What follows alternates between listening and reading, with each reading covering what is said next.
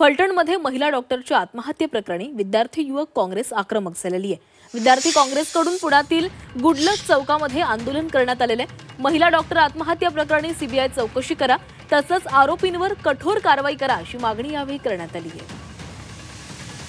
Doctor महिलेच्या आत्महत्येनंतर आता विद्यार्थी युवक काँग्रेस आक्रमक झालेली आहे आणि हे आंदोलन केलं गेलंय। गुडलक चौकामध्ये विद्यार्थी काँग्रेसने हे आंदोलन केले आणि जोरदार घोषणाबाजी केली आहे। सोबतच या प्रकरणाची सीबीआय चौकशी व्हावी अशी देखील मागणी करण्यात आली। चौकशी झालीच पाहिजे, झालीच पाहिजे, झालीच पाहिजे।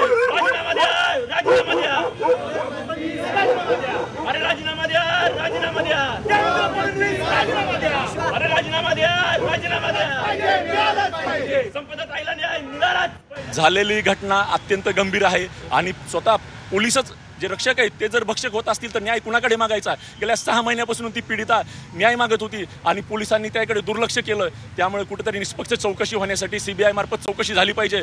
गृहमंत्र्यांनी राजीनामा दिला पाहिजे आणि जे कोण खासदार कोण आहेत ते सत्ताधारी पक्षाचे खासदार, त्यांचे पीए कोण आहेत हे समोर येणं गरजेचं आहे। उघडपणे असं दिसतंय की सरकार असेल किंवा सरकारमधले लोक असतील, प्रशासन असतील, हे आरोपीला वाचवण्याचा प्रयत्न करतायत आणि तटस्थ चौकशीसाठी सीबीआय चौकशीशिवाय पर्याय नाही।